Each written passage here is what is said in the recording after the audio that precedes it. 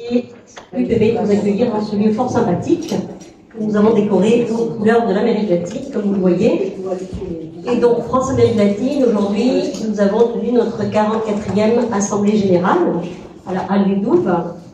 Et donc, lorsque Romain Négus, qui est en train de s'asseoir, nous a proposé de fêter les 5 ans des deux rives, eh bien, avec une Palestine, avec une conférence intitulée Amérique latine entre la Palestine et Israël, bien sûr, on a dit oui tout de suite.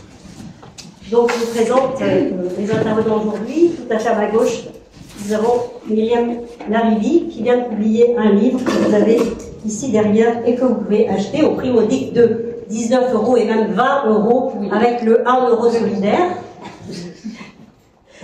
À ma gauche, donc, je ne dis pas de quoi parle le livre, elle va s'en charger tout à l'heure. À ma gauche, Maurice Lemoine, que vous connaissez fort bien, qui est un habitué de l'Amérique latine et des sujets latino-américains, et que nous sommes ravis d'accueillir pour la énième fois, et ça ne sera pas la dernière. Et Romain Négus, donc, qui est un ami qui vit au Pérou en ce moment, qui a créé Les Deux Rives, je vais le laisser en parler, et qui vit actuellement au Pérou, qui est sociologue et journaliste, et accessoirement, il fait des films aussi. Donc, je lui passe la parole.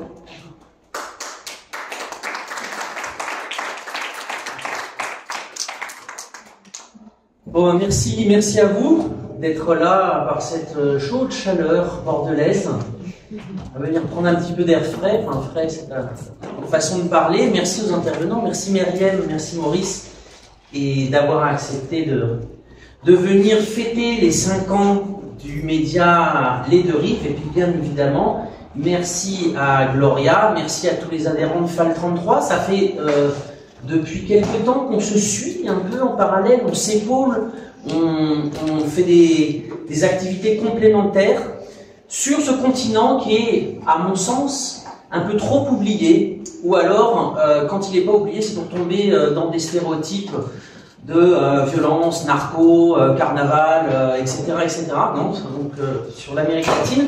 Et c'est vrai qu'aller chercher une information alternative sur ce continent, un autre point de vue que celui des médias dominants, n'est pas chose facile en français. En espagnol, il y a plein de sites où vous pouvez chercher une autre information. En anglais aussi, figurez-vous, y compris, je dirais, que certains médias mainstream en anglais se comportent de manière pas trop mauvaise sur l'Amérique latine. En France, c'est le grand désert. En France, enfin quand je dis en France, dans le monde francophone, non africain, c'est-à-dire la France, la Belgique, le Luxembourg, le Canada, c'est très compliqué. Et donc, il y a 5 ans, j'ai décidé, après plusieurs expériences de journalisme et de tentatives de réinformer sur ce continent qui m'est très cher. Gloria a dit que je vivais au Pérou, j'ai vécu avant au Venezuela et en Équateur. J'ai décidé, pendant la pandémie, comme beaucoup de projets sont nés pendant la pandémie, beaucoup de personnes de mon âge ont fait des enfants, bah moi j'ai fait un site web, hein, on fait ce qu'on peut. Donc les Deux Rives sont un enfant de la pandémie, et depuis cela, là, c'est 752 articles d'actualité, 157 articles d'opinion, et depuis 3 ans, des vidéos, donc 205 vidéos, des reportages, des interviews sur le terrain, des analyses, et depuis janvier, je fais j'anime une revue mensuelle de l'Amérique latine où on passe en revue tout ce qui est important sur le continent. Voilà, alors Les Deux Rives, en règle générale, et moi-même à titre particulier, je ne prétends pas avoir la vérité sur ce continent. C'est juste pour vous donner un autre point de vue, un autre son de cloche qui vous permette de comparer avec ce que disent les médias dominants et vous faire votre propre opinion.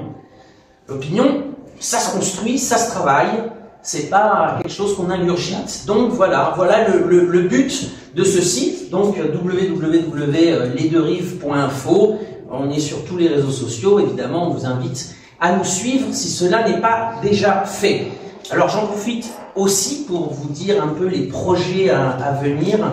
Je ne sais pas si je tiendrai, je crois que l'année dernière j'en ai annoncé, j'en ai pas tenu la moitié, mais donc du coup ils sont toujours à venir pour l'année prochaine. relancer la section actualité pour que vous ayez un... Alors, la section actualité, sauf sur certains pays, c'est pris et traduit en français. C'est un site absolument francophone de sites amis latino-américains. C'est-à-dire des sites qui distillent eux-mêmes une autre information. Voilà, c'est traduit en français. Généralement, il y a 2 ou 3 informations par jour. Vous allez voir la richesse de ce continent, que ce soit en politique, économique, sociale, culturelle, etc. Relancer la section actualité, trouver des collaborateurs, si vous voulez participer aux 2 rives, épauler, traduire, publier sur les réseaux sociaux ou même vous inscrire dans d'autres projets, bienvenue, parce qu'on a besoin de personnes pour collaborer dans ce projet. Et puis, il y a aussi la couverture de 2 élections. Il faut choisir, parce que, évidemment, tout a un coût, n'est-ce pas et donc, les élections qui viennent en Bolivie, alors ça, déjà, le billet est acheté, donc on sera à La Paz et à Lealto, pas dans le Chiaparé, on reste une semaine, en août, et puis en Colombie, l'année prochaine, il y a aussi des élections en Colombie, en avril, si ma mémoire est bonne. Il y a aussi des élections au Pérou, mais donc ça, je serai sur place. Donc, il y a une actualité très riche qui se prépare pour l'année 2026. Voilà. Alors, c'est la cinquième conférence anniversaire. C'est un moment très particulier parce que la première conférence anniversaire, en 2021, était déjà présent Maurice Lemoine et Gloria. Voilà, autour d'un thème qui était « Qu'est-ce que l'Amérique latine nous enseigne sur notre quotidien, nos luttes et notre futur ?» Voilà, c'est sur YouTube, sur la chaîne. La deuxième conférence, c'était « Nouvelle donne en Amérique latine ». À l'époque, il y avait une nouvelle donne et un peu d'espoir. C'est un petit peu changé depuis, mais bon, c'est aléatoire. La troisième que nous avions réalisée, les 2 premières étaient en virtuel, que nous avions réalisée à Paris, autour du thème de l'Amérique latine dans le nouveau monde multipolaire, avait été assez suivi avec la participation d'Ignacio Ramonet notamment. L'année dernière, à Marseille, on essaie de changer les lieux pour que ça ne soit pas trop parisiano-centré. C'était Amérique latine, attention, danger. Donc 2 ans après la nouvelle donne, il y a eu une nouvelle donne un peu plus négative et plusieurs problématiques. Que ça soit le narcotrafic, l'écologie, que ça soit la résurgence de politiques néolibérales ou coloniales, nous a dire attention, il y a un danger en Amérique latine. Et puis, on est tous pris dans l'actualité, hein, et l'actualité depuis quelques années maintenant, mois, années, c'est ce qui est en train de se passer en Palestine, hein, le génocide qui est en train de se passer en Palestine. Et l'Amérique latine, même si c'est loin, n'est pas imperméable à ce qui se passe, d'où l'idée de nous réunir pour les 5 ans autour du thème l'Amérique latine entre Israël et la Palestine. Parce que, d'une part, ça va vous permettre d'avoir un point de vue un peu différent, un point de vue non occidental sur la question, un point de vue moins crispé, parce que c'est des sociétés qui n'ont pas vécu la Seconde Guerre mondiale, ou en tout cas de très loin, c'est des sociétés qui ne sont pas à fleur de peau sur le sujet, c'est des sociétés où la censure officielle ne s'opère pas non plus sur ce sujet-là, en tout cas. Donc, l'Amérique latine entre Israël et la Palestine, pourquoi avoir décidé de faire ce thème? D'une part, parce que c'est assez racoleur pour un vendredi du mois de juin, je pense qu'on est tous d'accord là-dessus. Hein, alors, blague à part, c'est un continent, l'Amérique latine, qui a de la peine à sortir encore de la problématique de la colonisation. Et on voit un marqueur entre des élites, ou des oligarchies très occidentalisées, des élites créoles très occidentalisées, et un peuple qui subit les conséquences de la colonisation, principalement des États-Unis, ou des institutions du système néolibéral, Banque mondiale, Fonds monétaire international, etc. Avec une véritable différence cognitive dans la façon de penser le monde, dans la façon de percevoir des alliances et dans la façon de percevoir sa place dans le concert des nations. Pour les besoins de la publicité, de la propagande, j'avais fait une petite vidéo, je ne sais pas si certains d'entre vous l'ont vu, où j'ai mis des extraits de discours de présidents, on va dire progressistes, national-populaires, révolutionnaires, et de présidents ou leaders de l'opposition, on va dire, du camp néolibéral et colonial, et le marqueur est... c'est vraiment deux visions du monde. C'est-à-dire que là, dans la vidéo, vous aviez Lula, Maduro, Chavez, Ortega, qui apportaient Gustavo Petro aussi, qui apportaient leur soutien à la Palestine. Et puis vous aviez Javier Milei qui demandait aux forces du ciel de défendre Israël. Vous aviez Maria Corina Machado qui remerciait Netanyahou pour le retour du Venezuela dans le camp démocratique occidental. Je ne sais pas trop de quoi elle parlait, je crois qu'elle non plus, mais enfin, on voit bien à peu près où elle se situait. On avait Bolsonaro qui arrivait dans des grandes manifestations au Brésil, entouré du drapeau israélien, et à soutenir, non pas la communauté juive, attention, à soutenir le coup de Netanyahou. Donc on voit que finalement, c'est au-delà d'un présupposé pour Israël, c'est une alignation des élites sur le camp occidental. Voilà. Et, à contrario, les présidents ou les gouvernements progressistes, nationaux populaires, de gauche, révolutionnaires, appelez comme vous voulez, généralement défendent la Palestine et pas qu'avec des mots, essaient de rompre leurs relations avec Israël, etc. Il y a, alors vous allez me dire, c'est un peu quand même schématisé là ton truc, c'est une élite contre le peuple, etc. Oui, n'ayons pas peur des schémas, en Amérique latine généralement ça marche assez bien. En revanche, effectivement, il y a aussi toute une partie du peuple, minoritaire, je pense, qui soutient Israël. Et pourquoi certaines classes populaires soutiennent Israël? Par la pénétration de certaines églises évangélistes, et notamment du sionisme chrétien, qui voit ou qui considère que l'existence de l'État d'Israël amènera le retour de Jésus sur terre, et que c'est le premier pas, le premier signe. Et donc c'est pour ça qu'ils soutiennent l'État d'Israël, et qu'à la fin, les Juifs se convertiront au christianisme. Bon, là on est dans le théologique, dans le messianisme, mais c'est depuis les années 70 en réalité, alors que la théologie de la libération, dont le fondateur est mort il y a quelques mois d'ailleurs, Gustavo Gutiérrez, le péruvien, la théologie de la libération avait pris des proportions très importantes en Amérique latine. Elle a été combattue à la fois par l'Église, à l'intérieur de l'Église, notamment par Jean-Paul II, et puis de facteurs externes par la CIA, qui a financé des églises évangélistes pour combattre l'influence des théologiens de la libération, notamment dans les quartiers populaires des grandes villes d'Amérique latine ou dans les campagnes. Ça a marché, je dis, puisqu'aujourd'hui ces églises ont un poids de plus en plus important, surtout dans les classes les plus déshéritées. Et ça marche au niveau de la solidarité avec Israël. Israël a créé notamment deux think tanks très importants, la Fondation des Alliés d'Israël et la Coalition Latino pour Israël, dont le but est de trouver, alors, pour la Fondation des Alliés d'Israël, l'ancien nom, le premier nom, en réalité, c'était la Fondation des Alliés chrétiens d'Israël, et c'était de trouver chez les politiciens évangélistes des soutiens à un agenda politique de l'État d'Israël, c'est-à-dire soutenir le Grand Israël, déplacer l'ambassade de Tel Aviv à Jérusalem, faire un lobby au sein même des parlements et des exécutifs lorsqu'ils avaient le pouvoir, etc., etc. Et donc c'est pas un hasard si on retrouve parmi les promoteurs de la fondation des Alliés d'Israël dans tous les pays, la plupart des politiciens des courants les plus réactionnaires en Amérique latine. Je pense par exemple à la sénatrice Paloma Valencia en Colombie, à l'ancien député Omar González qui est du parti de Maria Corina Machado au Venezuela, parti qui est allié formellement avec le Likoud en Israël.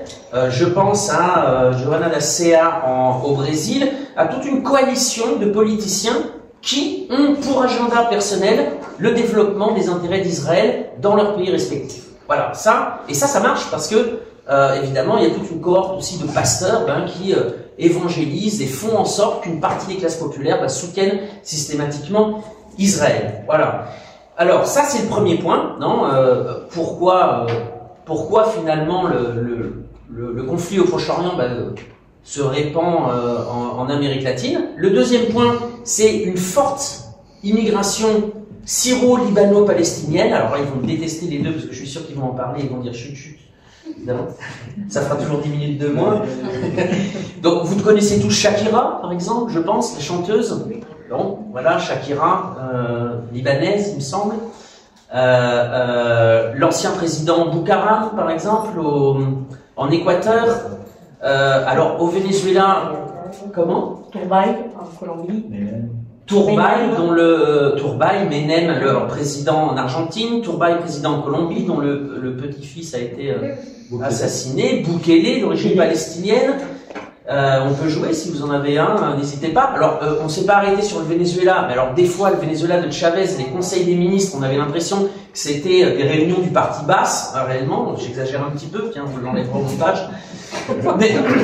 Mais quand vous pensez, rappelle-toi, Maurice, Elias Rawa, Tarek El Aissami, Tarek William Saad, Elias El Khouri, etc. Il y a une forte... Ayman El Troudi, merci Arnaud. Il y avait une très très forte immigration syro-libano-palestinienne au Venezuela et avec des implications dans la vie politique du côté du chavisme principalement. Voilà, donc évidemment ça explique aussi parce que la plupart de cette immigration-là soutient la cause palestinienne. Alors il y a des immigrations palestiniennes plus spécifiques, notamment au Brésil, au Chili. Ça, je laisserai à Myriam la façon d'en parler. Le troisième point qui explique pourquoi il y a un intérêt, on va dire, c'est la collaboration permanente d'Israël avec les gouvernements coloniaux et néolibéraux de la région. Là, j'empiète directement sur ce que va dire Maurice, mais je survole, ça date pas de Milei. Alors Milei, c'est presque une caricature, Javier Milei, le président de l'Argentine. On l'a vu plusieurs fois devant le mur des lamentations, au début de la guerre en Iran, il y était, à implorer que les forces du ciel défendent Israël. Son dernier voyage en Israël, donc qui date, parce qu'il y en a eu deux, qui date il y a 10 jours à peu près. Au moment de la flottille. Au moment de la flottille, exactement. Milei a signé des accords pour que les Israéliens qui voyagent en Argentine soient couverts automatiquement par la sécurité sociale argentine sans cotiser. Alors qu'il est en train de virer tous les immigrés, les migrants d'Argentine, il y a un petit truc spécial. Pourquoi? On ne sait pas, évidemment. Alors les Argentins font un peu la gueule parce que la situation économique est pas très simple. Ils n'ont pas envie de payer pour les Israéliens, mais bon, voilà. Alors ça, je survole réellement parce que Maurice, je crois, va vous parler de ça, mais de la formation des escadrons de la mort au Guatemala, en passant par celle des paramilitaires en Colombie, le fameux cas de Yair Klein. Si c'est pas Maurice qui vous en parlera, ça sera Myriam, je ne m'étends pas, jusqu'à l'installation de Pegasus, du logiciel espion, pour la plupart des gouvernements autoritaires de la région et oligarchiques. Israël est très présent sur le continent et montre le même irrespect pour les peuples autochtones, qu'ils soient de Palestine ou d'Amérique latine. Voilà. Alors, l'Amérique latine, néanmoins, la plupart des pays d'Amérique latine, sauf le Panama, si je ne m'abuse, reconnaît l'État de Palestine, y compris les très conservateurs Guatemala et Uruguay, qui continuent à reconnaître Taïwan comme le seul interlocuteur de la Chine dans leurs relations diplomatiques, reconnaissent l'État de Palestine, ce qui a amené Israël à trouver une autre posture. Et là, je vais vous lire, donc c'était l'ambassadeur Jonathan Pellet, directeur général adjoint pour l'Amérique latine et les Caraïbes au ministère israélien des Affaires étrangères, qui disait, donc, il y a un an, notre défi, en parlant de l'Amérique latine, notre défi aujourd'hui est de garantir, de convaincre et de persuader les gouvernements d'Amérique latine que la relation avec Israël n'est pas un jeu à somme nulle. Vous pouvez être pro-palestinien et pro-arabe, cela ne doit pas nuire à la relation avec Israël. Grosso modo, faites un peu ce que vous voulez, mais continuez à nous acheter nos armes, continuez à nous acheter nos logiciels espions, continuez finalement à nous soutenir financièrement pour que nous puissions continuer le génocide. Voilà.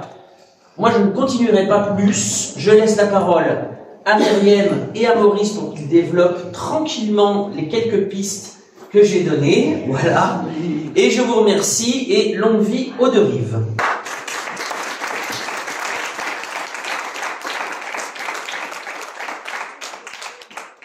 Alors, je vais quand même dire un petit mot. Là, je suis très content. Je vais passer la parole à Myriam Larivi. Myriam Larivi, je l'ai connue à Caracas, il y a, on ne va pas se vieillir, mais il y a 13 ans maintenant.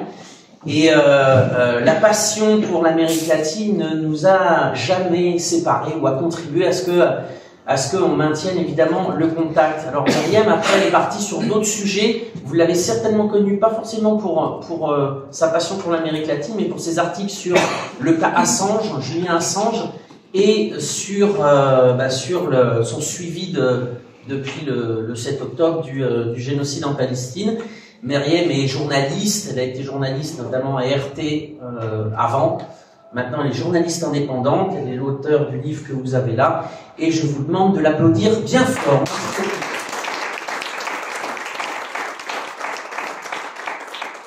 Merci. On m'entend? Oui. Merci Romain pour cette invitation. Je suis vraiment très contente d'être là et honorée parce que Romain et Maurice font partie des personnes qui ont participé à ma formation et à ma nourriture permanente depuis des années et des années sur l'Amérique latine. Donc je suis ravie d'être là. Pour ceux qui ne me connaissent pas, je vais quand même me présenter un petit peu. Je suis donc journaliste indépendante aujourd'hui et je viens d'Algérie. J'ai grandi en Algérie jusqu'à l'âge de 15 ans. Et puis ça fait un moment là que je suis ici en France.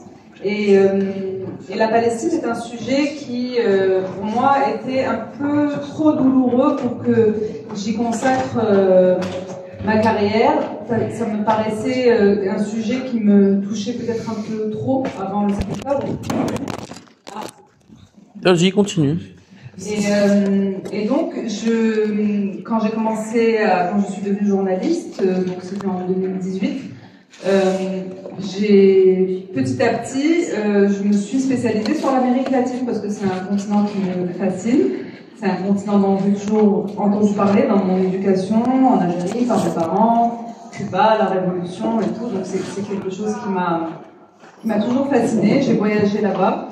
Et voilà, j'ai décidé d'écrire de plus en plus sur l'Amérique latine, malgré ce que vient de dire Romain, parce que j'ai écrit des dizaines et des dizaines d'articles pour rester sur l'Amérique latine. Pour le monde diplomatique aussi, et puis est venu le 7 octobre 2023, et très rapidement, au bout de moins de 48 heures, je comprends qu'on va au-devant d'un génocide, et je vois le naufrage médiatique en France, soit la pauvreté de l'information, soit l'absence de l'information, soit la déformation de l'information. Et je comprends qu'on va au-devant d'un génocide et que tout va changer, y compris ma vie et ma vie professionnelle. Et donc, depuis le 7 octobre 2023, je ne peux plus me concentrer sur autre chose que sur ce qui se passe en Palestine. Et là, je travaille 24 heures sur 24 sur cette question. Et donc, l'Amérique latine, je continue à la suivre grâce à vous. J'ai écrit un article sur justement le sujet qui nous intéresse aujourd'hui, à savoir l'Amérique latine et la Palestine et Israël, qui est paru dans le Monde diplomatique en décembre 2023. Et donc je vais axer mon intervention un peu sur les points que j'ai développés dans cet article. Très rapidement, dès le 7 octobre, dès les jours qui ont suivi le 7 octobre 2023, l'Amérique latine s'est distinguée, l'Amérique latine de gauche bien sûr, s'est distinguée par sa solidarité totale envers le peuple palestinien, ce qu'on n'avait pas du tout ici en Occident. Et par exemple, le président cubain Miguel Díaz-Canel a dit « L'histoire ne pardonnera pas aux indifférents et nous ne serons pas parmi eux ». Il dit cette phrase dès le mois d'octobre 2023. Nous avons donc Cuba, évidemment, enfin, je ne sais pas si vous le savez, mais n'a pas de relations diplomatiques avec Israël. Fidel Castro a rompu les relations diplomatiques avec Israël en 1973, au moment de la guerre de Kippour. Et ils n'ont pas repris de relations diplomatiques depuis. Cuba, pourtant c'était sous Batista, avait voté contre le plan de partage de la Palestine en 1947. Et ensuite, quand il y a eu la création, il y a eu la reconnaissance par la révolution cubaine de l'État d'Israël au nom de la souffrance du peuple juif dans l'histoire et son droit à avoir un État, etc. Mais il était très tiraillé, le pouvoir cubain était très tiraillé par rapport à ça, puisqu'ils avaient des alliés dans le monde arabe, notamment en Égypte, avec Nasser, en Syrie, etc. Et donc quand il y a la guerre de Kippour, en 1973, il y a cette rupture des relations diplomatiques et Cuba choisit son camp, celui de la résistance palestinienne.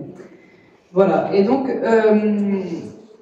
j'ai été très frappée au lendemain du 7 octobre 2023 de voir l'attitude donc de dirigeants de gauche latino-américains. Bon, j'en attendais pas moins de eux.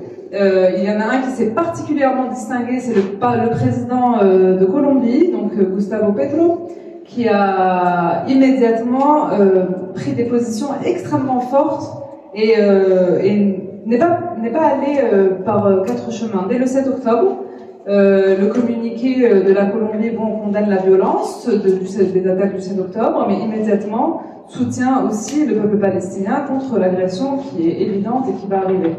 Le président Petro avait eu l'occasion, je crois, de s'exprimer devant l'ONU très rapidement après, dans les jours qui ont suivi, et il a dénoncé le deux poids deux mesures des puissances occidentales, selon qu'il s'agisse de l'invasion russe en Ukraine ou de l'occupation israélienne en Palestine.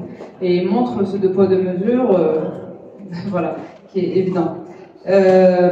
Il se prononce immédiatement pour l'arrêt, pour le cessez-le-feu, pour l'arrêt de la colonisation, pour la justice en Palestine, etc. Et il se fait immédiatement remarquer par les Israéliens et les autorités israéliennes. Et donc il dénonce très rapidement Gaza, la situation à Gaza comme étant celle d'un camp de concentration. Donc il n'a pas peur des mots, et c'est la vérité de toute façon. Mais donc il le dit en tant que président de la Colombie quand même, qu'il faut le rappeler, c'est le premier président de gauche de Colombie, Gustavo Petro, et la Colombie avant ça c'était Israël bis en Amérique latine. Maurice pourra le confirmer, c'était vraiment l'ingérence israélienne en Colombie et la collaboration des dirigeants israéliens avec des dirigeants, des espions, dans la guerre civile qu'il y avait en Colombie est très important. Je pense que Maurice va développer ce point. Donc, pour les Israéliens, c'est un choc de voir à quel point le nouveau président change la donne totalement. Et donc quand il dit Gaza est un camp de concentration, l'ambassadeur israélien à Bogota lui dit venez avec moi à Auschwitz et vous verrez ce que c'est qu'un camp de concentration. Ce à quoi Petro répond, j'y suis déjà allé et j'envoie la copie à Gaza en ce moment. J'ai pas besoin d'y aller. Donc il se laisse pas intimider, le ton monte très rapidement. Fin octobre, il y a un énorme massacre à Jabalia au nord de Gaza et le 31 octobre qui choque le monde. Et là, plusieurs pays d'Amérique latine, dont la Colombie, Belize, le Chili, le Honduras, rappellent leurs ambassadeurs en Israël et donc ont une action extrêmement forte par rapport au reste du monde. Je veux dire, ce sont des pays qui se sont mobilisés bien plus que tout le reste de la planète. La Bolivie va jusqu'à rompre à nouveau des relations diplomatiques avec Israël. Le président Evo Morales les avait déjà rompus lors de la guerre de 2009, mais il y a eu entre-temps une présidente de droite, Janine Áñez, qui, elle, les avait rétablis, parce que comme expliquait Romain, en général, la droite est pro-israélienne, et donc elle avait rétabli les relations, et là, il a afflué, je pense que c'est de s'abonner de lui, afflué sur Luis Arce, le président actuel de la Bolivie, pour qu'il rompe à nouveau, et c'est ce qu'a fait Luis Arce, il a rompu à nouveau les relations avec Cuba. Donc, avec Israël. Donc, en Amérique latine, nous avons Cuba, Nous avons la Bolivie, nous avons le Venezuela bien sûr, qui avait rompu ses relations diplomatiques avec Israël en 2009 sur décision du président Hugo Chavez et lors de la guerre de 2008-2009 qui avait fait 2000 morts à Gaza. Aujourd'hui ça paraît dérisoire, mais déjà à l'époque le président Chavez était extrêmement véhément contre Israël. Il avait, de même que Evo Morales, rompu les relations avec Israël. Voilà, donc là je saute la partie que je laisse à notre ami Maurice. Le Brésil, oui, je voulais parler un petit peu du Brésil parce qu'au début, et je ne sais pas si vous aviez noté, au début, donc en octobre 2023, le Brésil a assuré la présidence tournante du Conseil de sécurité de l'ONU. Donc, vous savez, à chaque fois, les membres non permanents président pendant un mois le Conseil de sécurité. Et c'était le tour du Brésil en octobre 2023. Donc, moi, j'ai trouvé, pas seulement moi, c'est la réalité. Le Brésil a été assez timide dans un premier temps. Le Brésil de Lula a été assez timide.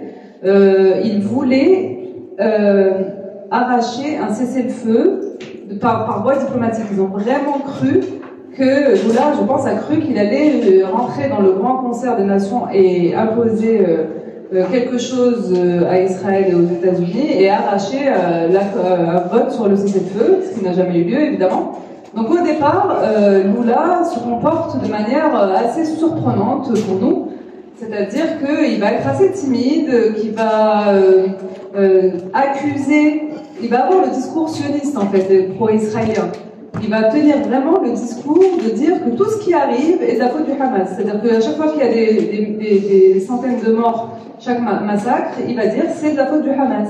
Ils avaient qu'à pas enclencher ce qu'ils ont fait, etc.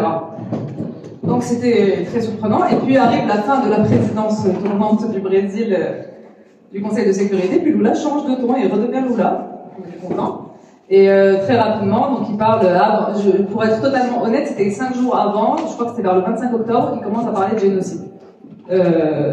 Mais voilà, c'était pas très clair au début, donc moi je l'ai noté.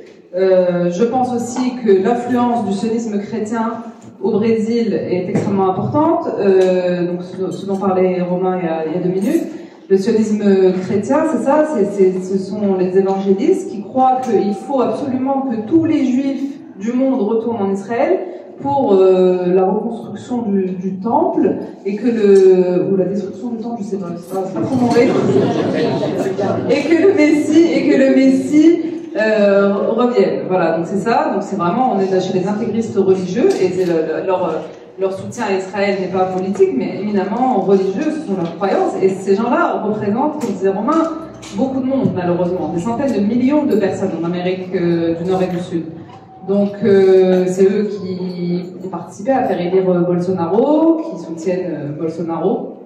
Et donc ça a peut-être joué dans la balance, dans l'attitude de Lula, mais on peut dire que Lula s'est bien rattrapé par rapport à la Palestine, puisque la tension est montée très très haut entre le Brésil et Israël. Lula n'est pas allé par 4 chemins non plus. Il a comparé ce que faisaient les Israéliens aux Palestiniens à ce que faisait Hitler aux Juifs. Il a employé ces mots, le ton est monté très très haut, à tel point que Lula a été déclaré persona non grata en Israël et qu'il a rappelé l'ambassadeur du Brésil jusqu'à nouvel ordre. Jusqu'à aujourd'hui, il n'y a pas d'ambassadeur à Tel Aviv.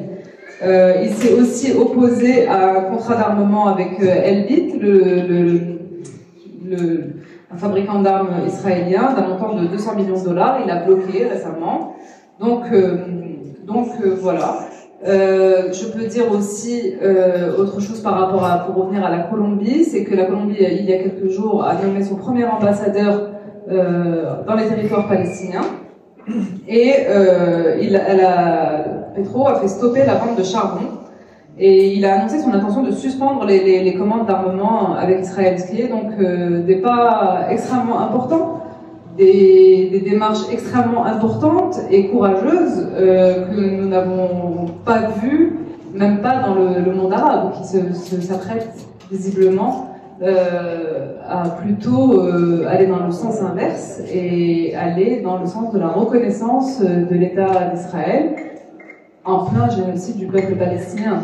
Et comme disait Taoufik Tahani de la FPS, président d'honneur de la FPS, il faut supprimer la Ligue arabe et mettre des pays comme la Bolivie, la Colombie, le Venezuela, Cuba dans la Ligue arabe, parce qu'ils sont beaucoup plus courageux et beaucoup plus solidaires du peuple palestinien et de son martyr que les pays arabes, malheureusement. Voilà en gros pour ce que j'avais à dire.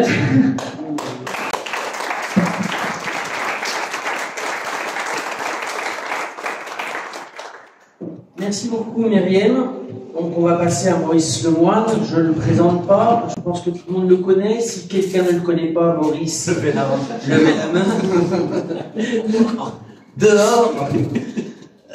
Donc Maurice, journaliste spécialiste de l'Amérique latine, un continent qu'il parcourt depuis de nombreuses années.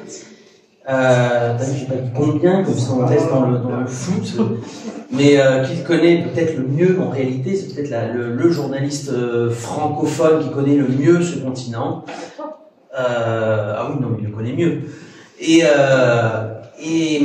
Donc ancien rédacteur en chef du Monde diplomatique, le journal mensuel avec lequel il a collaboré durant de nombreuses années. Je ne cite pas tous les livres qu'il a écrits parce qu'il y en a beaucoup, je ne m'en rappelle plus. Le dernier, j'espère que c'est le dernier, c'est Juanito Lavernine, roi du Venezuela, une chronique sur l'épisode de Juan Guaido au Venezuela. Je voulais ajouter quelque chose. Ouais. Je voulais ajouter à propos de Juan Guaido, donc autoproclamé président du Venezuela. Israël lui a ouvert une ambassade illico. Dès qu'il s'est autoproclamé, il a dit c'est moi le président à la place de Maduro. Israël lui a ouvert une ambassade à Tel Aviv, une ambassade du Venezuela à Tel Aviv, fictive, voilà. Et aussi, un autre point important, mais peut-être que tu vas en parler, excusez-moi, c'est le fait que Israël vote toujours aux côtés des États-Unis pour le blocus à Cuba. C'est les deux seuls pays qui votent. Maintenant, ils ont été rejoints par l'Ukraine récemment, je crois. Les îles Marshall, je crois. Voilà, et bien sûr les îles Marshall. Et puis quelques petites îles d'ailleurs sur lesquelles j'ai écrit un article pour le Diplo qui s'appelle des îles parfaitement alignées. Je vous recommande cet article que j'ai écrit mais sur demande de la direction du Diplo que j'ai trouvé très intéressant à écrire, et le but de ces îles qui votent toujours aux côtés des États-Unis est intéressant à découvrir. Voilà. Donc voilà, Maurice Lemoine, alors. Maurice nous accompagne assez régulièrement, je crois que tous les ans, même pour la conférence anniversaire des Deux Rives. Alors d'abord c'était en virtuel, et puis ensuite, depuis 3 ans, on fait ça dans des salles en France, la première à Paris, la deuxième à Marseille, et cette année donc à Bordeaux. Alors il y a quelques années, donc il y a 3 ans à Paris, j'avais dit à Maurice, donc, sur le thème de l'Amérique latine dans le monde multipolaire, j'avais dit, bah, écoute, tu as un quart d'heure, comme tous les intervenants. Bon, ça avait duré 35 minutes, assez soft.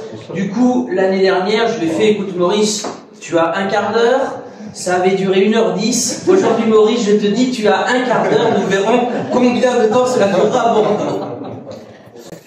Bon, ça c'est des ragots de bas étage. Non, on a un vrai problème en fait sur ce débat qui n'est pas un débat. Je crois que Myriam, Romain est mort, s'est dit mais on va répéter la même chose. Donc Myriam, elle a enlevé des trucs de son exposé. Moi j'en ai enlevé du mien. C'est pas forcément les mêmes. Donc ce que je vais vous apporter, c'est un complément d'information par rapport à ce qu'a dit Romain et Myriam, avec lequel je suis complètement d'accord. Et je vais essayer de ne pas recouper complètement. Mais de toute façon, je veux dire, on est presque au millimètre. Presque. Parce qu'il n'y a pas de débat encore. Alors, la droite. Je vais commencer par la droite. Les gouvernements de droite, c'est comme un peu sur le conflit entre la Russie et l'Ukraine, se sont complètement liés sur les États-Unis. Il n'y a pas d'exception. C'est-à-dire, dans la gauche, il y a des nuances, ou dans les gauches, il y a des nuances. À droite, il n'y a pas d'exception, donc vous allez retrouver l'Uruguay, vous allez retrouver l'Argentine, de Milei, je vais encore en dire 2 mots, complément, par rapport à ce qui a été dit. Le Paraguay, alors le Paraguay, il y a une particularité, c'est que c'est le seul État qui officiellement fait du Hamas une organisation terroriste, officiellement. Le Costa Rica, le Guatemala c'est pareil. Le Guatemala, pendant des décennies, ça a été gouverné par des mafieux, on va dire, pour aller très très vite, et puis très récemment a été élu un président, Bernardo Arevalo, qu'on a présenté comme un candidat, un président de gauche, de centre-gauche.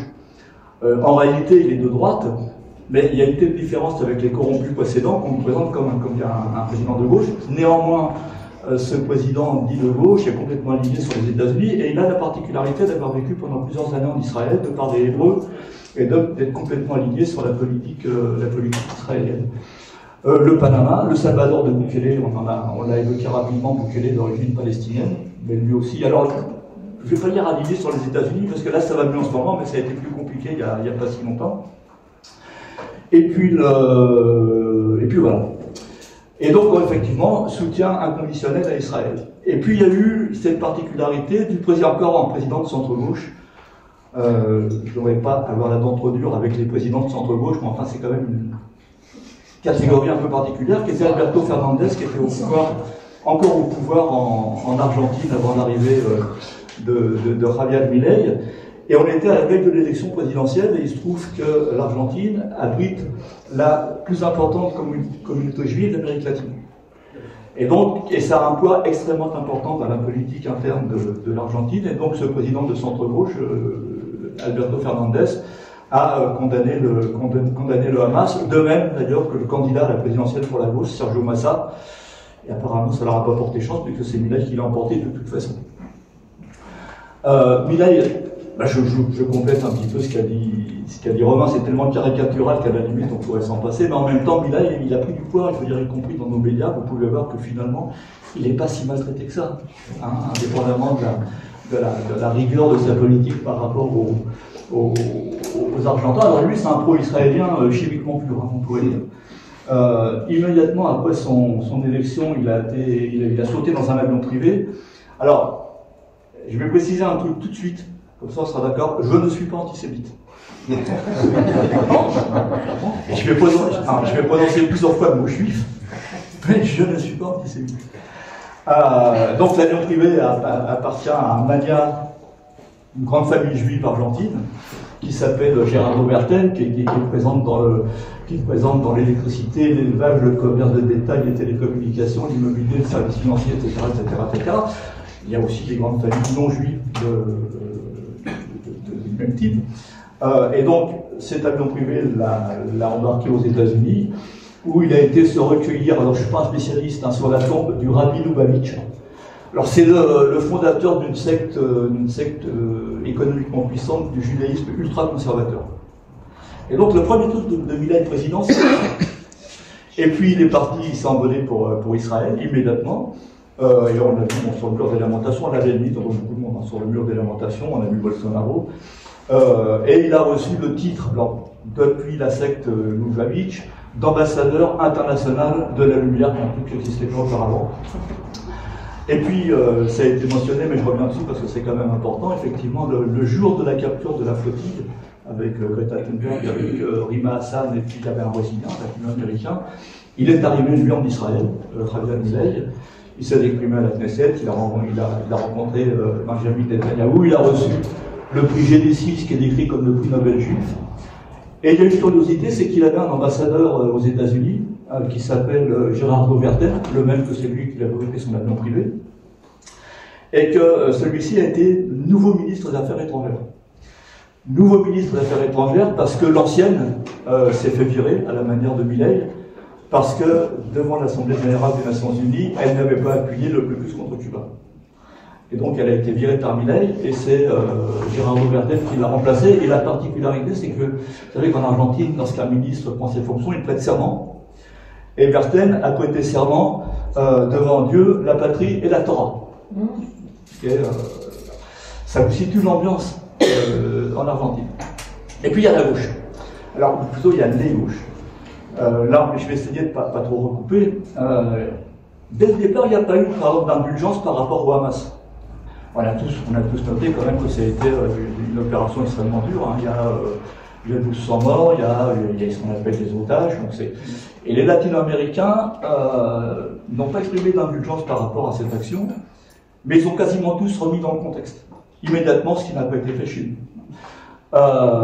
Et donc là, est-ce que tu en parlais, d'emblée, il condamne les attaques terroristes contre les civils. Il emploie le mot terroriste. C'est quasiment le seul à gauche, en Amérique latine. Et puis ensuite, effectivement, il va présider le Conseil de sécurité. Je précise qu'ils sont tous, les gouvernements de gauche latino-américains, toujours dans la logique des deux États. Ils défendent tous des négociations pour la logique des deux États. Vous savez qu'il y a un débat, donc je ne rentrerai pas, c'est pas ma spécialité, sur est-ce que c'est encore viable. Pour des raisons évidentes pour ceux qui connaissent le conflit. Et donc, effectivement, il va présider le Conseil de sécurité, il va appeler à une pause humanitaire. Donc, on est effectivement dans un discours un peu bisounours. Et puis, effectivement, je veux dire, devant l'ampleur de ce qui se passe à Gaza, comme tous les autres, il va changer radicalement de position. Il va parler très vite de génocide, il va devenir persona non grata. Vous avez un peu la même démarche au Mexique. Le Mexique condamne le Hamas au départ, mais demande la reprise des négociations pour deux États. Et puis là aussi, ça évolue très vite. Andrés Manuel López Obrador, le président qui a précédé l'actuelle présidente, Claudia Sheinbaum, saisit la Cour pénale internationale pour qu'elle enquête sur les crimes israéliens. Donc vous voyez, très très vite. Ça n'attend pas 6 mois. C'est 15 jours, 3 semaines, 1 mois, tout s'il bouge. Au Chili, je serais amené à reparler du président chilien Gabriel Boric, qui est de centre-gauche. Il condamne le Hamas.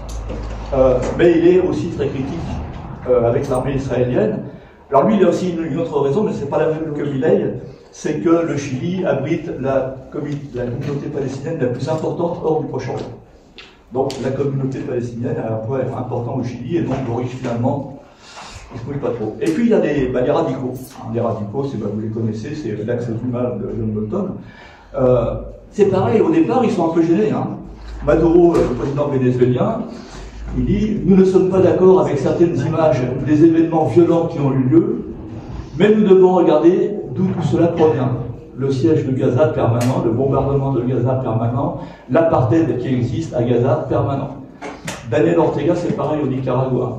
Il exprime sa solidarité avec les victimes et les familles israéliennes innocentes, mais demande immédiatement la fin de l'occupation. Vous avez Cuba, qui ne soutient pas ce que d'aucuns appellent les exactions du Hamas. Il n'emploie pas le mot terrorisme, mais souligne que les événements sont la conséquence de 75 ans de violation permanente des droits inaliénables. Vous avez compris la logique. Il recontextualise absolument tous. La Bolivie condamne les actions impérialistes et colonialistes. Alors, c'est pas le même discours que chez nous. Il condamne les actions impérialistes et colonialistes. On n'est pas dans l'espèce de discours bisounours qu'on a chez nous dans nos médias. Et effectivement, très rapidement, la Colombie, le Chili, le Honduras rappellent leurs ambassadeurs. La Bolivie et le Belize rompent les relations diplomatiques. Le Belize, je ne sais pas pourquoi, entre parenthèses, c'est un petit pays qu'on connaît très mal. Il n'est pas latin, d'ailleurs, il est british. Et puis il y a Gustavo Petro, effectivement, qui lui se distingue. Là, pour le coup, je ne vais pas répéter ce qu'a dit Myriam, mais dès le 15 octobre, il traite les Israéliens de néo-nazis. Il ne va pas partir de chemin. Et il déclare, nous n'appuyons pas les génocides. Et il va y avoir des échanges particulièrement houleux avec le gouvernement israélien. Et effectivement, comme le signalait Myriam, il suspend les achats d'armes à Israël. Et ça, c'est extrêmement important en Colombie. Parce que la Colombie a vécu pendant des décennies un conflit armé interne qui n'est pas terminé. Il y a encore, on estime, 6 conflits armés internes à la Colombie. Et l'armement israélien est quasiment la clé de voûte de l'armée colombienne. Donc c'est un geste extrêmement fort et qui vaut évidemment à Petro une réaction extrêmement virulente de son opposition de droite. Le Petro en Colombie dans une situation compliquée. Il y a la droite, on ne va pas rentrer dans le débat sur la Colombie, mais tous les obstacles possibles devant ces réformes sociales. Et là, effectivement, il se met également en porte-à-faux par rapport à l'armée. Donc c'est une décision particulièrement courageuse pour Petro de dire on arrête les achats d'armement à Israël. Et effectivement, il suspend les livraisons de charbon. La Colombie, c'est le premier fournisseur de charbon d'Israël. Il fournit la moitié de la consommation israélienne de charbon. Donc ce sont des gestes particulièrement forts. Alors vous avez vu dans ce qu'on vous a dit, on vous parle de ceux qui ont rompu les relations, on ne parle pas des radicaux, évidemment, parce que ça a été mentionné. Cuba, c'est le premier pays qui a rompu les relations en 1973, après la guerre de Yom Kippour. Il y a eu Chavez en 2009, après l'opération Plomb durci. où il dénonce l'utilisation planifiée du terrorisme d'État contre l'État palestinien. Il est immédiatement imité par Evo Morales, et Chavez, un an plus tard, donc en 2010, dit, et quand remis dans le contexte actuel, c'est quand même très fort, si le monde avait un peu de dignité, les présidents d'Israël et des USA seraient depuis longtemps traduits devant la Cour pénale internationale. 2010. Chavez, Venezuela. Le Nicaragua rompt les relations diplomatiques en 2010, et puis... Nicaragua 2010. Et puis la Bolivie, Myriam vous expliquer la situation, Evo Morales avait rompu les relations, il est renversé par un coup d'État en novembre 2019, la pseudo-présidente Janine Agnès rétablit les relations, et le président de gauche qui revient, Luis Arce, les rompt à nouveau. Alors effectivement, il y a les précurseurs, et dans les précurseurs, on trouve Cuba, et on trouve alors un épisode qui est très peu connu, qui se passe le 18 juin 1959, où, à l'invitation du président égyptien Gamal Abdel Nasser, Che Guevara visite des camps de réfugiés palestiniens à Gaza. Et dans un court discours, dit l'avenir de Gaza, c'est la résistance. On est en 1959. La première visite de Yasser Arafat, elle se fait à Cuba en 1974. Et à partir de 1978, l'Organisation de libération de la Palestine dispose d'une représentation diplomatique à La Havane. Donc depuis 1978, la Palestine est présente à Cuba. Et lorsque le 15 novembre 1988, à Alger, Yasser Arafat, enfin l'OLP, proclame la création de l'État palestinien, il est immédiatement reconnu, en 1988, par les deux gouvernements révolutionnaires, Cuba, Fidel Castro, le Nicaragua, Daniel Ortega. Immédiatement. Il faudra après attendre 2008 pour ce Costa Rica, où il y a un président qui a reçu le prix Nobel de la paix pour son action contestable, mais peu importe, sur la pacification de l'Amérique centrale, Oscar Arias. Donc 2008 reconnaît l'État palestinien. Venezuela, 2009, Chavez, au moment où il rompt les relations avec Israël, la République dominicaine de 2009. Et puis il va y avoir toute une vague en 2010-2011. En 2010-2011, c'est la période dorée de la gauche latino-américaine. Vont reconnaître la Palestine, le Brésil. Alors il n'y a pas longtemps, j'ai vu une interview de Lula qui a un peu gonflé parce qu'il dit que le Brésil a été le premier pays à reconnaître la Palestine. Il arrive en 2010, alors ça ne retire rien à son mérite, mais c'était en 2010, les autres n'ont pas attendu. Et vous allez avoir l'Argentine, donc l'Argentine c'est Kirchner. Vous allez avoir la Bolivie, c'est Evo Morales, l'Équateur, Rafael Correa, le Guyana, je ne sais pas qui à l'époque, l'Uruguay, Pepe Mujica, le Paraguay, le Chili, Michel Bachelet, le Pérou, je ne sais pas qui c'était à l'époque, Humala, le Suriname, qui vont tous reconnaître la Palestine, et il manque un pays important, c'est la Colombie. Et la Colombie, pourquoi? Parce qu'elle est totalement dépendante de l'aide militaire américaine et de l'aide militaire israélienne. Et c'est les seuls qui vont rester en retrait. Et il faudra attendre 2018 pour que Juan Manuel Santos, le président un peu moins à l'extrême droite que le président Álvaro Uribe, reconnaisse la Palestine, et que Sébastien Piñera au Chili en fasse autant, de sorte qu'effectivement, il n'y a plus en 2023 Andrés Manuel López Obrador au Mexique. Auparavant, il y avait vécu la droite. De sorte qu'il reste aujourd'hui sur le continent américain que le Panama, les États-Unis, le Canada, qui ne reconnaissent pas la Palestine.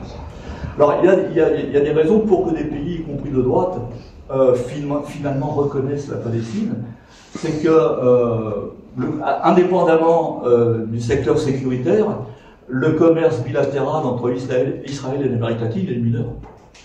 Alors que le Proche-Orient, ça représente quand même économiquement une zone très intéressante pour les pays d'Amérique latine.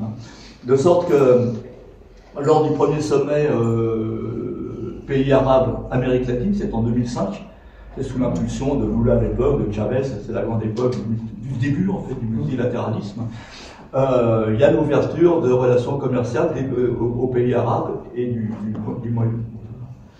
L'ouverture de relations commerciales de l'Amérique latine avec le Proche-Orient et les pays arabes. Alors il y a aussi des cas particuliers, Venezuela, Équateur. On a reproché 10 000 fois à Chavez ses relations avec Ahmadinejad à l'époque. Le Venezuela et l'Iran, ils ont créé ensemble l'OPEP.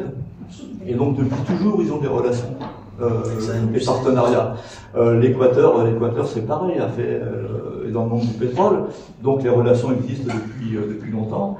Et vous allez avoir des accords de libre-échange entre le Mercosur, l'Égypte et le Liban, des accords de libre-échange entre la Colombie et certains pays du Proche-Orient.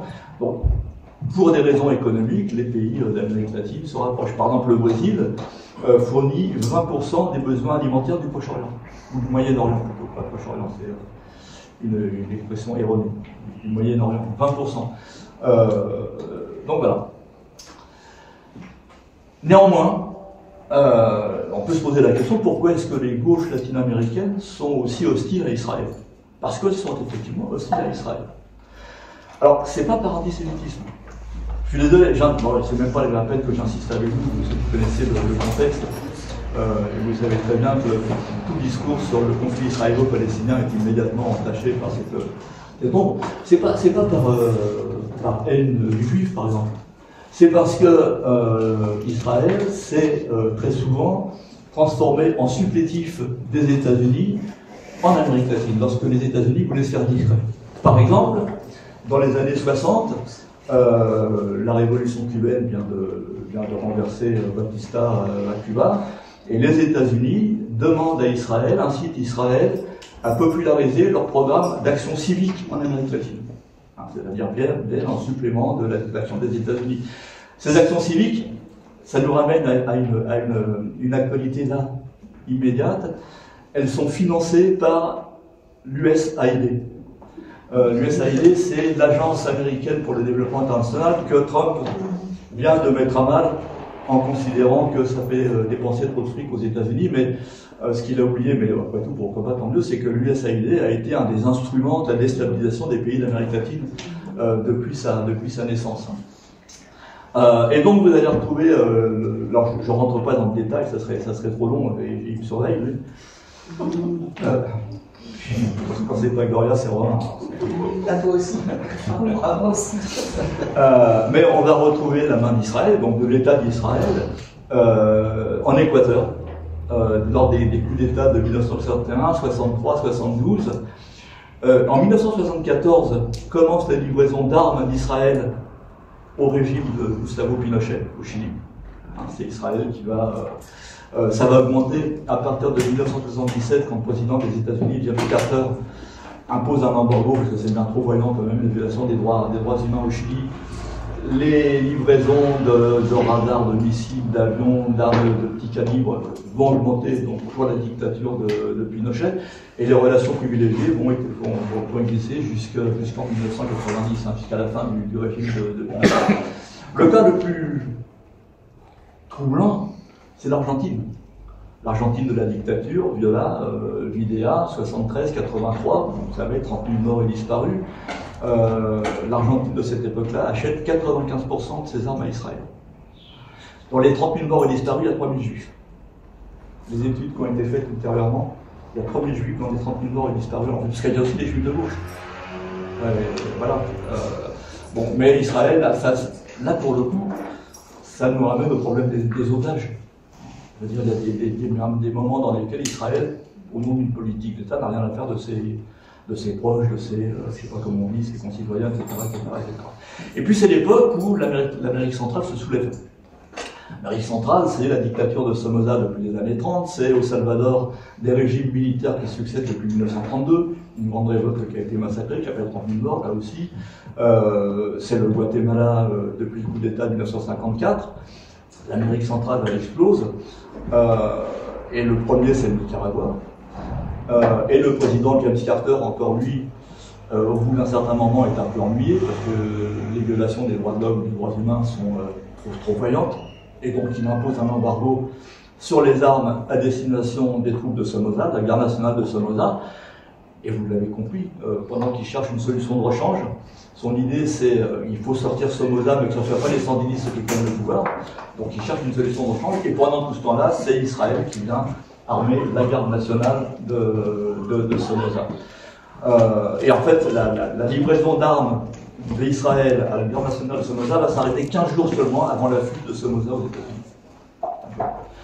Et puis, la révolution sandiniste triomphe, finalement. Arrive Ronald Reagan, qui lance la période des conflits dits de basse intensité. Et le 7 décembre 82, et donc vous allez avoir l'agression du Nicaragua sandiniste, parce qu'on a appelé la Contra, qui est la contre-révolution, qui est basée au Honduras au nord et au Costa Rica au sud. Et le 7 décembre 1982, qui voit-on arriver à Tegucigalpa, la capitale de Honduras? C'est Ariel Sharon, qui est alors ministre de la Défense d'Israël, qui rencontre la direction de la Contra, et c'est là qu'est mis en place le trafic d'armes via le Honduras pour alimenter la Contra en armes israéliennes. C'est-à-dire que Israël est complètement présent dans ce conflit, qui va faire la lutte contre Somoza fait 29 000 morts, et la lutte ensuite, l'agression des États-Unis va faire 30 000 morts. C'est pas anodin. Et vous avez par exemple alors il y a une multitude de boîtes, de compagnies militaires privées israéliennes dirigées par d'anciens militaires ou agents du Mossad. Je ne vais pas vous les citer à chaque fois, ça serait trop long, mais j'en ai pris une là. L'International Security and Defense Systems, ISDS, qui est dirigé par un ex-agent du Mossad, Léo Glesser, va former les contrats au Honduras, directement. Et puis il y a le Guatemala. Alors le Guatemala, c'est un génocide. C'est 200 000 morts, essentiellement dans la population indigène, 450 000 exilés au Mexique. Et c'est à partir du coup d'État de 54, une persécution de la gauche, mais des populations indigènes. 1977, les experts des États-Unis et israéliens accompagnent la politique de la terre brûlée sur l'altiplano et bâtissent des villages stratégiques sur le modèle de ceux qui avaient été utilisés au Vietnam. Et là, vous avez les conseillers américains et les conseillers israéliens. C'est une période absolument épouvantable. Hein. On a parlé du pays des 30 oradours au Guatemala à cette époque-là. En 82, vous avez un dangereux illuminé, membre d'une secte évangéliste qui s'appelle Ephraim Rosemont, qui arrive au pouvoir. Ça va être une période pareille de répression absolument terrible. Tout ça d'ailleurs dans une relative discrétion des médias pour le conflit au Guatemala est passé inaperçu. Quand je vous parle de 200 000 morts au Guatemala, ça n'a pas frappé l'opinion. Mais donc Ephraim Rosemont, il arrive au pouvoir par un coup d'État et il déclare au quotidien espagnol ABC le succès du coup d'État est dû au fait que nombre de nos soldats ont été formés par les Israéliens. C'est bien, c'est dit, c'est écrit, c'est public, c'est pas là je ne vous sors pas des trucs qui viendraient d'une enquête extrêmement fouillée. Enfin, non, c'est des choses qui sont publiques. Et vous avez l'année suivante sur CBS, dans une émission qui s'appelle CBS Evening News, Dan Rather, qui est un grand journaliste, enfin en tout cas un cinéaste très connu aux États-Unis, qui explique donc un an plus tard que si les armes et les méthodes israéliennes au Guatemala donnent de tels résultats, c'est parce qu'elles ont été testées avec succès sur la Cisjordanie et la bande de Gaza. Et là, il faut évidemment se souvenir de tout ça pour comprendre la position des gouvernements du groupe latino-américain. Ça ne tombe pas du ciel, ils n'ont pas d'un seul coup décidé qu'ils étaient anti-israéliens. Petro, on revient sur Petro, on a tous remarqué Petro, la fille courageuse de Petro. On est le 15 octobre 2023, et Petro déclare « Un jour, l'armée et le gouvernement d'Israël nous demanderont pardon pour ce que leurs hommes ont fait dans notre pays. » Alors effectivement, vous savez, la Colombie est un pays qui depuis les années 60 connaît un conflit armé avec un certain nombre de guérillas, les plus connues forces armées révolutionnaires de Colombie, les FARC, l'armée de libération nationale, le M19 pendant une période dont sort l'actuel président Gustavo Petro. Depuis la fin des années 70, il y a des contrats entre l'armée israélienne, entre l'armée israélienne et l'armée colombienne. Depuis la fin des années 70. Et en 1986, vous avez un président qui s'appelle Virgilio Barco, qui cherche, tout le monde le sait, un spécialiste de la contre-insurrection. Et donc il va trouver un Israélien, qui s'appelle Rafi Eitan, comme on l'appelle, qui est un ex-agent du Mossad, ex-Shin Bet. Shin Bet, c'est les services de renseignement intérieur en Israël, qui a été l'adjoint d'Ariel Sharon. Et Rafi Eitan débarque en Colombie. Pendant plusieurs semaines, il parcourt toute la Colombie avec les responsables militaires colombiens. Et il expose ses premières recommandations au commandement militaire. Et immédiatement derrière, démarre ce qu'on a appelé l'opération Baile Rojo, balle rouge, au cours de laquelle vont être exterminés 5700 membres, sympathisants, militants de l'Union patriotique, qui est un parti qui avait été créé pour sortir du conflit armé. Et là, c'est directement des conseillers militaires israéliens qui donnent le là au président Virgilio Balbo. Et puis vous allez avoir, dans l'épicentre du paramilitarisme, dans la région du Magdalena Medio, fin 87, arrive, alors Myriam voulait en parler, donc je vais expliquer le sujet, mais on est sur la même histoire, hein, qui s'appelle Yair Klein. Yair Klein, c'est un ancien des groupes d'assaut qui a été commandant donc en Israël. Il a été commandant d'un bataillon d'infanterie qui a participé à l'invasion du Liban et en particulier dans un camp de réfugiés à Ad-Alami, où il y a eu un massacre qui a tué des femmes, des enfants, des choses qui nous rappellent ce qui se passe aujourd'hui. Il arrive en Colombie avec un visa de travail. Il a un visa de travail. Et puis il va immédiatement dans le Magdalena Medio prendre contact avec ce qui est le cœur du paramilitarisme. Alors les paramilitaires, il faut le dire, dans les rapports de la Commission de la vérité qui a été rendu public après les négociations entre les FARC en 2016 et le gouvernement, sont responsables de 70% des crimes qui ont été commis dans le cadre du conflit armé. C'est-à-dire que ça a été la principale cause. Et évidemment, les paramilitaires ne luttaient pas contre la guérilla, mais s'en prenaient à la population civile, base réelle ou supposée de la guérilla. Donc en fait, ce sont les syndicalistes, les paysans, les dirigeants paysans qui ont été les victimes du paramilitarisme et qui ont été victimes des déplacements forcés effectués par les paramilitaires. Donc Yair Klein arrive avec un visa de travail et il prend immédiatement contact avec les éleveurs, avec les commandants des bataillons, je ne rentre pas dans les détails, mais des bataillons proches, à Puerto Boyaca et à Puerto Berrio, avec Carlos Castaño, qui est le fondateur des Autodéfenses Unies de Colombie, qui est un... Alors Carlos Castaño, il est mort maintenant, il a été assassiné, il est responsable, d'après les rapports des commissions de la vérité, de 70 000 morts et plus de 3 millions déplacés. 70 000 morts. Et vous avez Yair Klein qui arrive, qui prend contact avec lui, et en 1983 va organiser un stage. Alors Carlos Castaño, je le précise, il a écrit ses mémoires, il bouquin à la maison, et il explique qu'il a suivi un cours de 12 mois en Israël de formation militaire. Il y a un autre chef important des paramilitaires colombiens, qui s'appelle Salvatore Mancuso, a également été formé par des instructeurs israéliens en Israël même. Et donc, dans Magdalena Medio, je veux dire, Carlos Klein, avec 16 instructeurs israéliens et quelques britanniques, va procéder à 3 stages. Ils vont former de 3 groupes d'une trentaine de sicarios, des assassins. Ça débute en février 83 dans une clica qui s'appelle la Cincuenta, qui appartient à González Rodríguez Gacho, El Mexicano, qui est un narco-trafiquant notoire.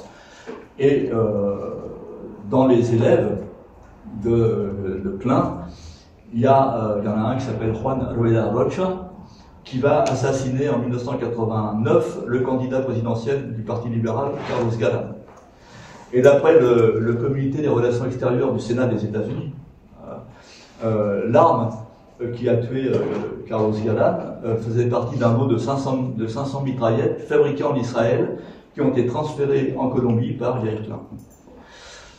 Là encore, je pourrais vous raconter l'histoire pendant des heures. Hein. Klein, on l'a retrouvé dans la Contra au Nicaragua intérieurement. On l'a retrouvé au Guatemala où il a procédé à des livraisons d'armes. Il a été arrêté en Sierra Leone, il a été arrêté en Russie. C'est un personnage particulièrement sulfureux. Et actuellement, la Colombie réclame son extradition et évidemment Israël refuse catégoriquement. En 2008, Juan Manuel Santos, qui était ministre de la Défense à l'époque, je vous cite, le terrorisme, donc lui il a parlé du terrorisme colombien, hein. Le terrorisme se combat surtout et avant tout par le renseignement, et en la matière, Israël peut nous aider et apporter beaucoup. Et en 2008, on va retrouver un ex-général israélien en Colombie qui s'appelle Israël Ziv. Il est présent officiellement. Il a un contrat de 10 millions de dollars. Il a été recruté par le président Álvaro Uribe et le ministre de la Défense Juan Manuel Santos. Et il va assister la brigade JVT. Alors non, pardon, excusez-moi. Il est connu pour avoir dirigé une brigade qui, elle aussi, a pratiqué des massacres dans le camp de réfugiés d'Al-Aman à Gaza. On est vraiment dans la même histoire. Et à l'époque, donc, ce général fait son sale boulot, et le vice-ministre de la Défense, qui s'appelle à l'époque Sergio Jaramillo, qualifie cette aide de précieuse et dit, il parle des Israéliens, ils sont comme des psychanalystes pour nous, ils soulèvent des questions auxquelles nous n'avions pas pensé. Alors il y a actuellement en Amérique latine une quarantaine d'entreprises privées, compagnies militaires privées israéliennes, pratiquement dans tous les pays. On les a trouvées dans les forces armées péruviennes, peut-être des échos. On les a retrouvées au moment du coup d'État contre Manuel Zelaya au Honduras. Manuel Zelaya donc, est renversé par un coup d'État, il est chopé par l'armée à 6h du matin, il est mis dans un avion, il est expulsé au Costa Rica, il se réfugie au Nicaragua, et du Nicaragua il réussit à rentrer clandestinement dans son pays, et il se réfugie dans l'ambassade du Brésil à Tegucigalpa. Et les golpistes, les auteurs du coup d'État, vont tenter de le déloger de l'ambassade avec un matériel, alors je ne suis pas technicien, qui est un matériel à ultrasons, une saloperie qui fait un bruit absolument infernal, qui est du matériel israélien, et du matériel qui est arrivé d'Israël. C'est le même matériel qui avait été utilisé pour chasser Noriega, le général Noriega, lorsqu'il s'était réfugié dans l'annonciature apostolique, au moment où les Américains ont envahi le Panama. Au Panama, on trouve des compagnies militaires privées israéliennes. L'Argentine de Macri, alors pas de Milani, de Mauricio Macri, donc celui qui a candidat de droite plus traditionnel, a envoyé un contingent spécial de la police argentine dans les territoires palestiniens occupés pour en faire des policiers d'élite. Dans le Chili de Camara, etc., etc., etc., etc. Pour le Pérou, moi je rajoute qu'il y a eu juste sur une année, donc sur le régime de Dina Boluarte, il y a eu 2 achats d'armes sans appel d'offres, directement de gouvernement à gouvernement, du Pérou à Israël, 10 000 armes pour la police, 10 000 armes pour le ministère de la Défense, pour l'armée, et il y a même des services internes qui dénonçaient les surfactures de ces armes-là, donc qui sont directement achetées au gouvernement israélien sans appel d'offres. Donc voilà, ça vous met un peu pour le Pérou, un peu la situation. Alors, il va de soi que tous ces présidents de gauche qui ont pris clairement position sont tous accusés d'antisémitisme. Évidemment. Alors, il y a en particulier Chavez, ça a commencé avec Chavez. Ça a commencé avec Chavez en 2009, et vous avez en particulier le centre Simon Wiesenthal, qui à l'origine était un chasseur de nazis et qui maintenant est comme la famille Karsfeld chez nous, qui est maintenant un chasseur de dirigeants militants de gauche qui dénoncent la politique israélienne. Donc Hugo Chavez, Cristina Fernandez de Kirchner, la présidente argentine, a été victime de cette même opprobre.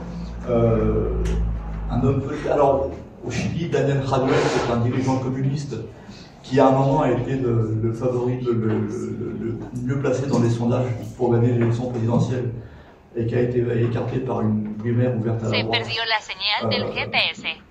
mais qui est d'origine palestinienne, et lui également accusé d'antisémitisme. Je termine sur 2-3 choses. Alors, si je peux me permettre, quand Maurice dit je termine, c'est 10 minutes.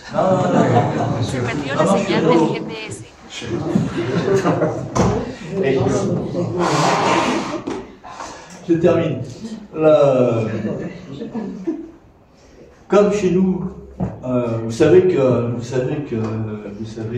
le 25 juin 2025, donc il y a 4 jours, hein, oui, 4 jours. Le 25. La Commission européenne a établi un rapport dans lequel elle conclut qu'il existe des indices qu'Israël viole les droits humains. Et donc, on n'applique absolument aucune sanction.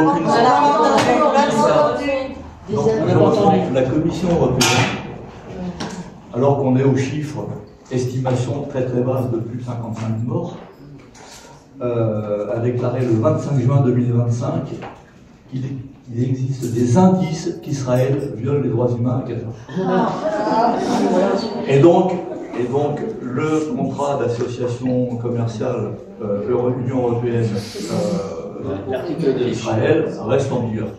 Alors que dans l'article 2, il est précisé que cet accord n'est valide que s'il y a respect des droits humains et des droits internationaux. Donc, on a un peu le même phénomène avec le Mercosur. Le Mercosur, vous avez deux pays qui sont le Paraguay et l'Argentine, qui sont pro-israéliens, et donc l'accord de libre-échange Mercosur-Israël, qui a été signé en décembre 2007, reste en vigueur. Et puis alors il y a un truc qui m'ennuie un petit peu de vous le dire, mais c'est que le Brésil de Lula continue à fournir du pétrole à Israël. Alors c'est pas énorme, c'est 9% de la consommation israélienne, mais symboliquement c'est un peu gênant, alors que Petro, lui, était beaucoup plus radical. Romain l'a signalé, vous savez que je sais pas comment dire ça, la leader supposée de la droite vénézuélienne, Maria Corina Machado, qui depuis des années réclame une intervention américaine sur le Venezuela, qui réclame des sanctions, qui réclame, etc. Aujourd'hui, elle est dans un nouveau trip. Alors, c'est uniquement sur les réseaux sociaux. Elle appelle, alors d'abord, Romain l'a dit, il y a un accord entre son parti VNT Venezuela et le Likoud. C'est clair, moi, on sait à qui on a affaire. Je précise ça parce que dans nos médias, on la traite d'une manière un peu plutôt sympathique et presque comme une martyre, puisqu'elle était rendue illégitime, elle n'a pas pu se présenter à la présidentielle. Mais donc, elle a appelé Netanyahou à l'aide. Et actuellement, son discours, c'est d'appeler les Américains à bombarder le Venezuela parce que Nicolas Maduro est en train de fabriquer des drones avec l'aide des Iraniens. Aucune preuve. Bon, voilà. Et puis, je termine sur un point, je vais dire amusant. Il y a un président de centre-gauche en Amérique latine qui donne beaucoup de leçons. Leçons sur les droits humains, leçons sur la démocratie, qui traite le Venezuela, le Nicaragua et Cuba de dictature, c'est le président chilien Gabriel Boric. Sur Israël, il a pris des positions assez critiques. Mais enfin, quand même, ça fait combien? Ça fait 1 an et demi, que ça dure 2 ans, je ne sais même plus. Le 1er juin dernier, il a suspendu les relations diplomatiques. Il n'a pas rompu, il a suspendu les relations diplomatiques. 1er juin dernier, c'est-à-dire il n'y a pas longtemps. Et puis, il a demandé au ministère de la Défense de réduire la dépendance du pays à l'industrie militaire israélienne en cherchant des alternatives. On a 1 an et demi après le début du massacre, il donne des leçons de droit de l'homme à tout le monde, et il est encore en train de se faire livrer des armes par Israël. Et donc, il a demandé qu'on trouve des alternatives. Et le ministre des Affaires étrangères, alors il a un nom à dormir debout avec Alberto von Klaveren, excusez-moi, a précisé, j'ouvre les guillemets, donc on est dans le Chili de Gabriel Boric. La livraison de marchandises de défense par des sociétés israéliennes est soumise à des contrats de nature commerciale. Et bien sûr, une logique commerciale est utilisée, ces contrats sont toujours valables. Voilà. Donc la prochaine fois que vous verrez le Chili donner des leçons de droits de l'homme à Cuba, au Nicaragua ou au Venezuela, souvenez-vous qu'on en est là. Voilà.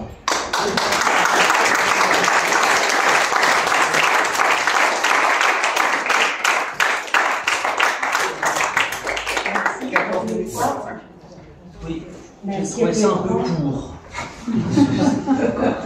Merci à tous les trois pour tous ces échanges et pour nous faire voyager sur tous ces continents et surtout pour nous aider, comme dit Valentino, à atar cabos, c'est-à-dire attacher les petites ficelles pour comprendre comment tout ça est enchevêtré, comment tout ça réagit. D'autant qu'en ce moment, avec l'extension de la guerre en Iran, il y aurait beaucoup à dire aussi des raisons des attaques sur l'Iran. Mais en attendant, ce que nous vous proposons, c'est de allumer le gâteau des 5 ans de rives.